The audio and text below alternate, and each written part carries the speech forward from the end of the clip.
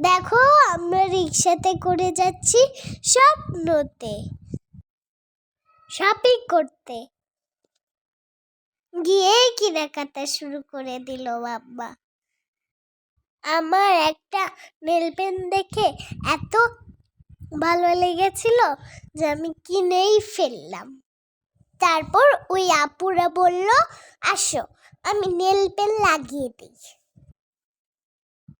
লাগাচ্ছিল আর বলছিল সবাই, কালারটা অনেক সুন্দর হয়েছে। আর আমার হাতটাও কত সুন্দর লাগছিল। সব আপুরা অনেক ভালো ছিল।